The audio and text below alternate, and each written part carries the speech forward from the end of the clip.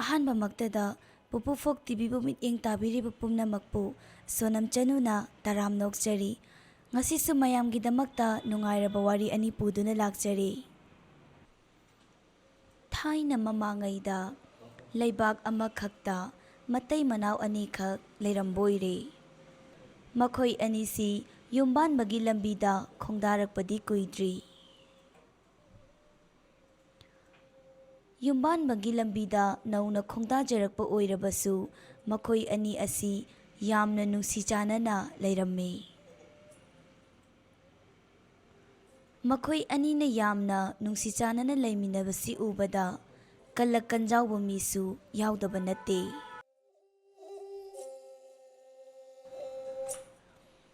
ꯅꯨꯄꯥ ꯑꯗꯨꯒ ꯌꯥꯝꯅ ꯂꯨꯅ ꯆꯥꯟꯅ ꯇꯤꯟꯅꯖꯕ ꯂꯩꯀꯥꯏꯒꯤ ꯃꯔꯨꯞ ꯑꯃꯅ ꯃꯇꯩ ꯃꯅꯥꯎ ꯑꯅꯤ ꯑꯗꯨꯒꯤ ꯂꯩꯃꯤꯟꯅꯔꯤꯕ ꯃꯑꯣꯡ ꯑꯁꯤꯕꯨ ꯀꯜꯂꯛꯇꯨꯅ ꯀꯔꯝ ꯇꯧꯔꯒ ꯃꯈꯣꯏ ꯑꯅꯤꯕꯨ ꯊꯨꯒꯥꯏꯁꯤꯒꯦ ꯍꯥꯏꯗꯨꯅ ꯈꯜꯂꯝꯕ ꯑꯣꯏꯔꯦ.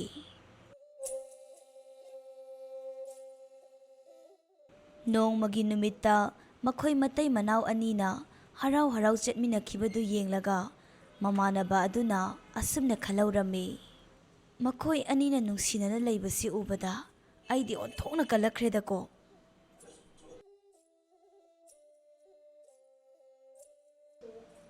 ꯃꯇꯩ ꯃꯅꯥꯎ ꯑꯅꯤꯗꯨꯁꯨ ꯍꯔꯥꯎ ꯍꯔꯥꯎ ꯁꯨꯃꯥꯡꯗ ꯐꯝꯂꯒ ꯋꯥꯔꯤ ꯁꯥꯟꯅꯔꯝꯃꯤ.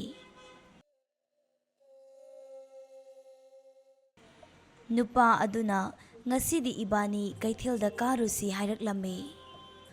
ꯃꯥꯒꯤ ꯅꯨꯄꯥꯒꯤ ꯋꯥꯗꯨꯗ ꯅꯨꯄꯤ ꯑꯗꯨꯅꯁꯨ ꯌꯥꯏꯅꯦ, ꯏꯕꯥꯅꯤ ꯀꯩꯊꯦꯜ ꯆꯠꯃꯤꯟꯅꯗꯕ ꯌꯥꯝꯅ ꯀꯨꯏꯔꯦ, ꯉꯁꯤꯗꯤ ꯉꯥ ꯑꯆꯧꯕ ꯑꯃ ꯂꯩꯔꯒ ꯍꯥꯎꯅ ಚಾಥꯣꯛꯁꯤ ꯍꯥꯏꯔꯛꯂꯝꯃꯤ. ꯃꯈꯣꯏ ꯑꯅꯤꯅ ꯍꯔꯥꯎ ꯍꯔꯥꯎ ꯋꯥꯔꯤ ꯁꯥꯟꯅꯕꯗꯨ ꯃꯃꯥꯟꯅꯕ ꯑꯗꯨꯅꯁꯨ ꯂꯨꯝꯗꯨꯅ ꯇꯥꯔꯝꯃꯤ. ꯃꯕꯨꯛꯆꯦꯜ ꯁꯦꯡꯗꯕꯒꯤ ꯍꯧꯅꯕꯤ ꯃꯤꯅ ꯍꯔꯥꯎꯅ ꯅꯨꯡꯉꯥꯏꯅ ꯂꯩꯕꯗꯨ ꯎꯔꯒ ꯃꯃꯥꯟꯅꯕ ꯑꯗꯨ ꯌꯥꯝꯅ ꯀꯜꯂꯛꯂꯝꯃꯤ. ꯑꯃꯗꯤ ꯃꯇꯩ ꯃꯅꯥꯎꯗꯨꯒꯤ ꯅꯨꯡꯉꯥꯏꯅ ꯄꯥꯜꯂꯤꯕ ꯌꯨꯝꯕꯥꯟꯗꯨꯕꯨ ꯊꯨꯒꯥꯏꯕꯅ ꯃꯍꯥꯛꯀꯤ ꯂꯥꯏꯅꯤꯡ ꯑꯣꯏꯔꯝꯃꯤ. ꯅꯣꯡꯃꯒꯤ ꯅꯨꯃꯤꯠ ꯑꯃꯗ ꯃꯃꯥꯟꯅꯕ ꯑꯗꯨꯅ ꯅꯨꯄꯥ ꯑꯗꯨꯒꯤ ꯃꯅꯥꯛꯇ ꯄ꯭ꯔꯞ ꯄ꯭ꯔꯞ ꯂꯥꯛꯇꯨꯅ ꯑꯁꯨꯝꯅ ꯍꯥꯏꯔꯔꯦ. ꯏꯇꯥꯎ, ꯅꯪꯒ ꯑꯩꯒꯁꯤ ꯄꯤꯁꯛ ꯄꯤꯛꯂꯤꯉꯩꯗꯒꯤ ꯇꯤꯟꯅꯔꯛꯄ ꯃꯔꯨꯞꯅꯤ. ꯃꯇꯝ ꯂꯩꯕ ꯈꯤꯕꯤꯛꯇ ꯏꯇꯥꯎꯒꯤꯗ ꯈꯜꯂꯒ ꯂꯥꯛꯄꯅꯦ ꯑꯩꯁꯦ. ꯑꯩꯅ ꯉꯁꯤ ꯅꯪꯉꯣꯟꯗ ꯍꯥꯏꯒꯗꯧꯔꯤꯕ ꯋꯥꯁꯦ ꯅꯪꯒꯤ ꯐꯅꯕꯅꯤꯀꯣ. ꯏꯇꯥꯎ, ꯃꯁꯤꯒꯤ ꯋꯥꯁꯤ ꯀꯅꯥꯃꯠꯇ ꯇꯥꯍꯟꯕ ꯌꯥꯕ ꯅꯠꯇꯦꯀꯣ.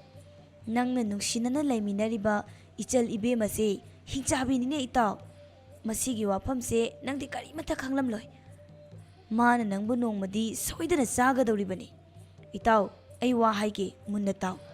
ꯅꯪꯅ ꯇꯨꯝꯂꯤꯉꯩꯗ ꯃꯔꯛ ꯃꯔꯛꯇ ꯃꯥꯅ ꯅꯪꯒꯤ ꯅꯥꯡꯒꯟꯗ ꯅꯥꯜꯂꯛꯀꯅꯤ. ꯀꯔꯤꯒꯨꯝꯕ ꯃꯥꯅ ꯅꯪꯒꯤ ꯅꯥꯡꯒꯟꯗ ꯅꯥꯜꯂꯛꯂꯕ ꯏꯇꯥꯎꯕꯨ ꯆꯥꯒꯗꯧꯕꯒꯤ ꯇꯧꯔꯤꯕꯅꯤꯀꯣ. ꯑꯗꯨꯒ ꯑꯌꯨꯛ ꯅꯨꯡꯊꯤꯜꯗꯁꯨ ꯅꯪꯉꯣꯟꯗ ꯃꯨꯟꯅ ꯃꯨꯟꯅ ꯌꯦꯡꯂꯛꯀꯅꯤ. ꯑꯗꯨꯝꯅ ꯍꯦꯛ ꯇꯧꯔꯛꯂꯕ ꯃꯥꯒꯤ ꯍꯤꯡꯆꯥꯕꯤꯒꯤ ꯅꯨꯡꯁꯤꯠꯇꯣ ꯀꯪꯂꯛꯂꯕꯅꯤꯅꯦ. ꯅꯪ ꯀꯥꯎꯔꯅꯨꯀꯣ ꯏꯇꯥꯎ. ꯑꯁꯨꯝ ꯇꯧꯅ ꯄꯨꯛꯆꯦꯜ ꯄꯤꯛꯄ ꯃꯃꯥꯟꯅꯕꯗꯨꯅ ꯅꯨꯄꯥ ꯑꯗꯨꯗ ꯃꯥꯅ ꯍꯦꯛ ꯂꯧꯖꯔꯤꯕꯤ ꯅꯨꯄꯤ ꯑꯗꯨꯕꯨ ꯍꯤꯡꯆꯥꯕꯤꯅꯤ, ꯅꯣꯡꯃꯗꯤ ꯃꯥꯕꯨ ꯁꯣꯏꯗꯅ ꯆꯥꯊꯣꯛꯈ꯭ꯔꯒꯗꯧꯕꯅꯤ ꯍꯥꯏꯗꯨꯅ ꯍꯤꯒꯥꯏꯋꯥ ꯊꯥꯖꯤꯜꯂꯝꯃꯤ. ꯋꯥꯈꯜ ꯃꯄꯨꯡ ꯐꯥꯕ ꯃꯤ ꯑꯣꯏꯔꯨꯗꯕꯅ ꯅꯨꯄꯥ ꯑꯗꯨꯁꯨ ꯃꯇꯥꯎꯅ ꯍꯥꯏꯕꯗꯨ ꯌꯥꯝꯅ ꯊꯥꯖꯔꯝꯃꯤ. ꯑꯇꯣꯞꯄ ꯅꯨꯃꯤꯠ ꯑꯃꯗ ꯃꯤ ꯂꯩꯇꯕ ꯇꯟꯖꯥ ꯑꯃ ꯌꯦꯡꯂꯗꯨꯅ ꯀꯜꯂꯛ ꯆꯥꯎꯕ ꯅꯨꯄꯥ ꯑꯁꯤꯅ ꯃꯍꯥꯛꯀꯤ ꯃꯔꯨꯞꯀꯤ ꯅꯨꯄꯤ ꯑꯗꯨ ꯎꯅꯔꯝꯃꯤ. ꯑꯗꯨꯒ ꯍꯤꯒꯥꯏꯋꯥ ꯑꯃꯨꯛ ꯅꯨꯄꯤꯗꯨꯗꯁꯨ ꯊꯥꯖꯤꯜꯂꯝꯃꯤ. ꯏꯕꯦꯝꯃ, ꯑꯩꯅ ꯅꯪꯕꯨ ꯑꯩꯒꯤ ꯍꯦꯛ ꯄꯣꯛꯃꯤꯟꯅꯕ ꯏꯆꯜꯅꯤ ꯈꯜꯂꯤ. ꯑꯗꯨꯕꯨ ꯑꯣꯟꯊꯣꯛꯄ ꯍꯥꯏꯕꯗꯨꯅꯤ. ꯅꯪꯒꯤ ꯅꯔꯥꯏꯕꯛꯁꯦ ꯑꯣꯟꯊꯣꯛꯅ ꯊꯤꯈ꯭ꯔꯦꯗꯀꯣ ꯏꯕꯦꯝꯃ. ꯅꯪꯅꯗꯤ ꯈꯪꯂꯤꯔꯣꯏ. ꯅꯪꯒꯤ ꯅꯄꯨꯔꯣꯏꯕ ꯑꯩꯒꯤꯅ ꯏꯇꯥꯎꯁꯦ ꯍꯤꯡꯆꯥꯕꯅꯤꯅꯦ, ꯍꯤꯡꯆꯥꯕ. ꯅꯪꯅ ꯊꯥꯖꯗ꯭ꯔꯒ ꯅꯣꯡꯃ ꯑꯍꯤꯡꯗ ꯃꯥꯅ ꯇꯨꯝꯂꯤꯉꯩꯗ ꯃꯥꯒꯤ ꯃꯅꯪꯒꯟꯗ ꯅꯥꯜꯂꯒ ꯌꯦꯡꯉꯣ. ꯅꯪꯒꯤ ꯅꯨꯄꯥꯁꯦ ꯃꯃꯩ ꯄꯥꯟꯕꯅꯤꯍꯦ ꯏꯕꯦꯝꯃ. ꯀꯔꯤꯒꯨꯝꯕ ꯃꯥꯒꯤ ꯃꯃꯩꯗꯨꯅ ꯍꯦꯛ ꯊꯦꯛꯀꯠꯂꯛꯂꯕ ꯅꯪꯕꯨ ꯆꯥꯒꯗꯧꯔꯤꯕꯅꯤ ꯈꯪꯉꯨꯀꯣ. ꯑꯗꯨꯅꯅꯦ, ꯅꯪ ꯌꯥꯝ ꯆꯦꯛꯁꯤꯟꯅ ꯂꯩꯒꯗꯕꯅꯤ. ꯍꯟꯗꯛ ꯅꯣꯡ ꯅꯤꯅꯤꯁꯤ ꯅꯪꯉꯣꯟꯗ ꯃꯨꯟꯅ ꯃꯨꯟꯅ ꯌꯦꯡꯂꯛꯀꯅꯤ. ꯃꯥꯅ ꯃꯨꯟꯅ ꯃꯨꯟꯅ ꯍꯦꯛ ꯌꯦꯡꯂꯛꯂꯕ Magi mamaido thekalaklabani nang kaunu he. Asumna hairamlaga nupa adu chatkirami. Nupi adusu magi nupagi mamanabaduna hairamliba wadu thajarami. Is, aigi nupase hingchaba oireko. Aidi onthongna kijakhreda. Puksel pikpa nupa aduna matai manau aduda Heegaiwa du thajillaba matungdadi matai manau anidu amaga chingnaba hauraklammi. Kari amuk hairurani nungsi chanana leiminaramba matai manau anidu amana amada hingchabini khanaduna pukningda pangkida kirammi. Magi nupada yengladuna nupi aduna sumna khalammi. Onthokna kijakhreda aidi. Yengunese ngasaidagineba mana ingonda yenglaga atum leirise. Magise aibu sathoklagi haibagi mawongneba. Nupiduna khalliba aduga chap manana magi nupa aduna su asumna khalammi.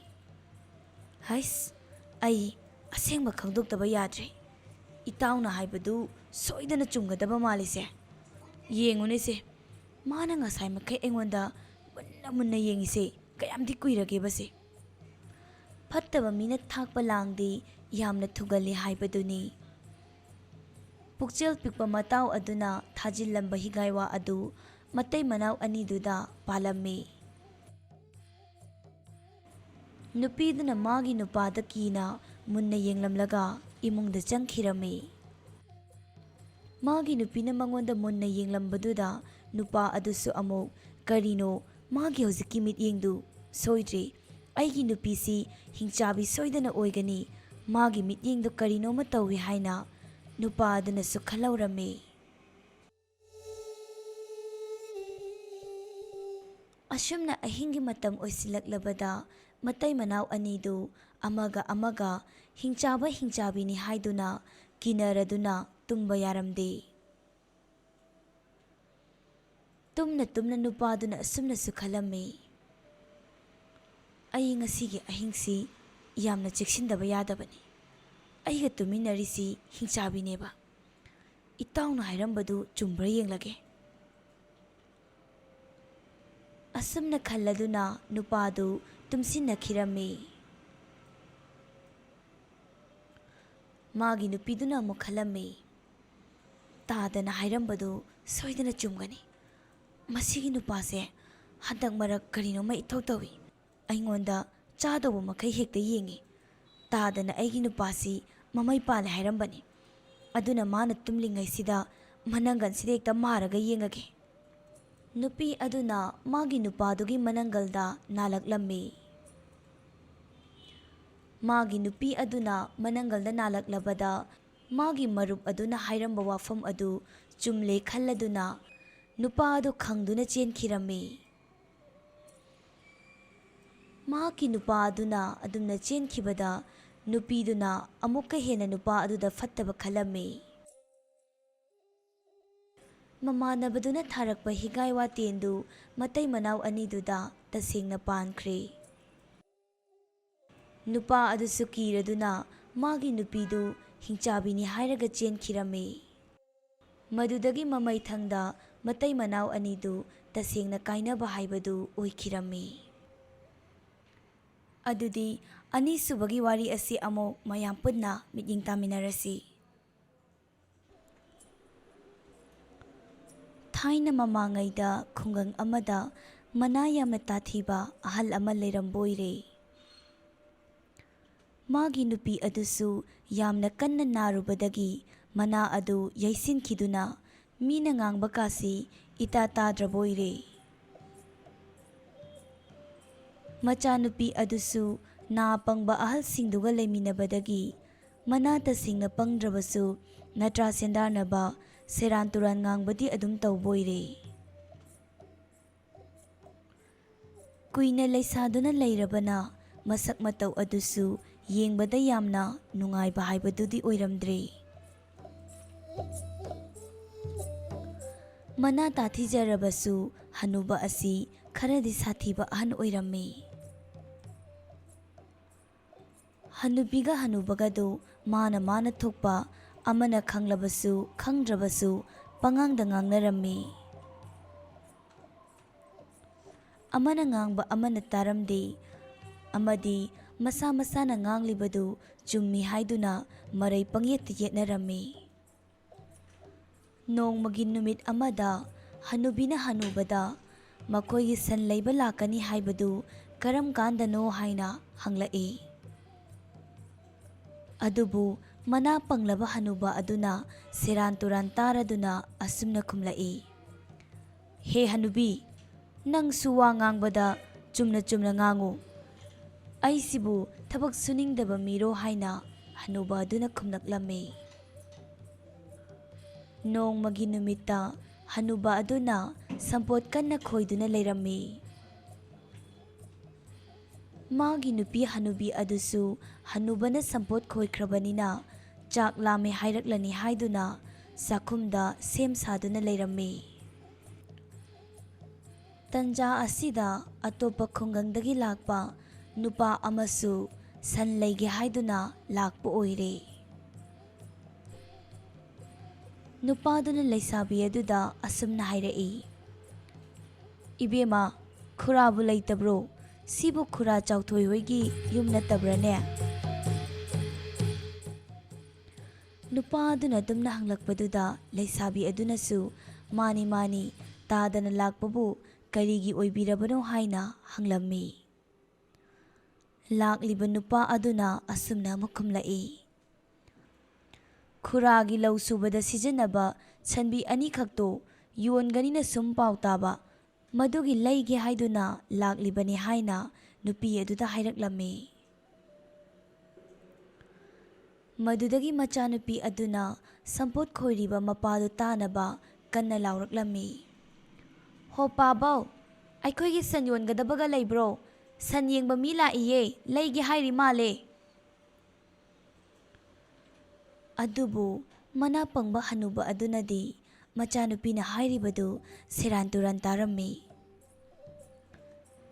Hanuba aduna sauna sumna lauraklammi.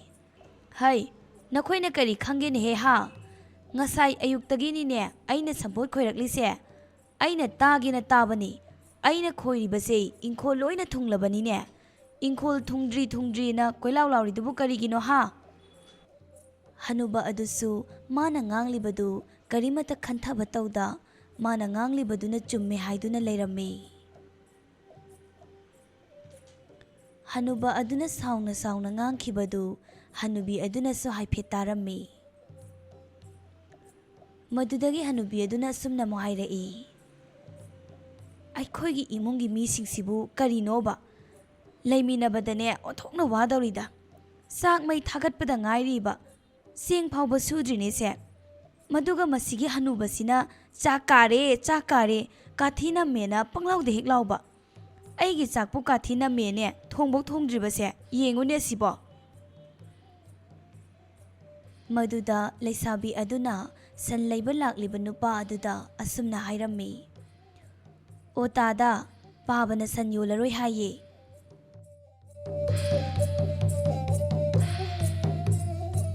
San leiba lakpa nupa adusu san leiba phangdana mayumda chatkhirammi.